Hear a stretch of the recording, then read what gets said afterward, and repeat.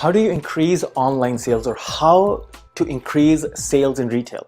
Like, I'm always thinking about these ways, and not just for myself, but also how I can use these principles or the techniques to actually help my clients. And I started reading this book called Predictably Irrational. It's by a very famous author, Dan Ariely. Like, I love this guy. If you haven't read this book, I think anybody who's in marketing has to read it. Okay. So in this book, he talks about two concepts. So one, he talks about the 3 irrational quirks in human beings that we are addicted to.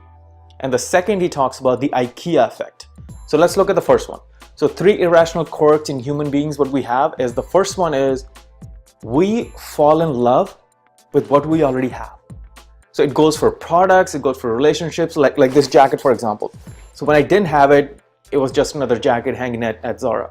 So once I got it, I started wearing it, I started liking it more. So now this jacket, so it started wearing out a little bit from here, and it actually hurts. I'm like, oh, this is my favorite jacket, and why it's getting so bad? So I'm falling more and more in love with the product that I'm actually using or already have. And that goes for multiple things too. Number 2 he talks about is we focus on what we may lose versus what we may gain. So you probably have heard of this very famous question that talks about that will a person fight harder to prevent somebody from stealing $100, or will he actually work the same level to actually earn $100? And the answer, all we know is, it's always that you will actually fight harder for prevent to somebody stealing your $100 versus going out and working to make the $100, even though the outcome may be exactly the same, right? So third thing he talks about is we assume that the other person will see that transaction from the same perspective as we do. So one of the biggest example is when you're trying to sell your car or anything on Craigslist, right? So let's take car, for example. You know, your car is 15 years old, but you want to sell it for $10,000 because you have the rims, you have the spoiler, you know, you put this work into it and you're kind of attached to it. And somebody else comes in to come check out your car and they're like, oh, this is wrong here. I don't like this. There's a little dent. I think the car is old. I will pay you $7,500 for it. And you're like, what the hell, dude? Like, why can't you see this car that this is worth $10,000 because it had all this stuff to it? And the other person just looks at a car and does not see the transaction from your perspective, and you don't like it. So these are like the 3 quirks that human beings just have in general, and you know, it's just nice to be aware of it. And because marketers use these things to actually sell you stuff. So next thing he talks about is the IKEA effect. So IKEA effect, if you don't know, is the more work you put into something, the more ownership you begin to feel for it. So let me repeat that. The more work you put into something, so that could be, you know, like my YouTube video, your work, you know, your project, your relationships, the more work you put into it, the more ownership you begin to feel. So it's like the more invested you are, you want that thing to work. You feel more ownership. If you are starting a company, if you have started from scratch, you know, you have so much work, your blood and your sweat into it, the more ownership you feel. Even though somebody just wants to give you like 10% equity, you're like, no, man, it's worth 25, 30 or 40%, right? And how does IKEA use it? So IKEA gives you these like, let's say it gives you this table, or actually prime example is my parents, actually, they got a TV like 2 years ago, and the TV stand we got from IKEA. It looked really good. And when I started putting it together, it took me 3.5 to 4 hours to put that thing together.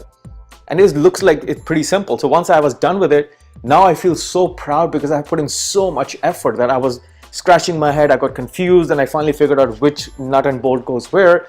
And the more effort I put into it, the more I fell in love with this thing. And now every time I go to my parents' house, and I always make sure I go check it, and I hate it when they put some stuff on it that could scratch the TV stand. So I want to make sure it's always clean.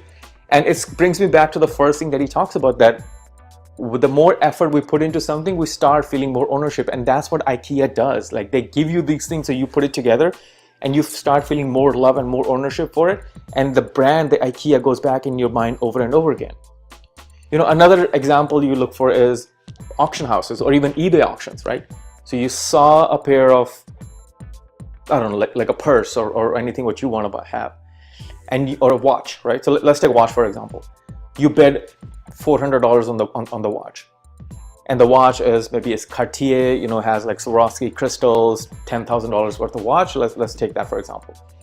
You bid $400, and the minute you see, you are like the first one who bid it, and you feel great. You're looking at the watch and you're imagining your wrist, like, hey, I'm wearing this watch, I'm walking down the street, people are asking, hey, this really cool watch, where did you get it? You're having all those conversations in the back of your mind.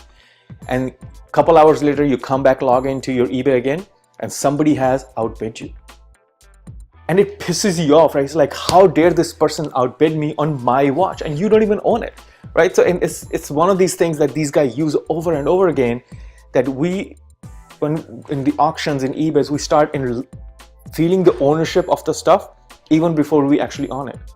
And another prime example is like trial periods, 30-day money back guarantees. So all these software companies gives you trial periods. Hey, try this thing out for 30 days, or they give you a certain portion of the product free, that use this for free as much as you can. The more you start using it, you start liking this product more and more, you feel your ownership into it, and you're investing time in learning this project.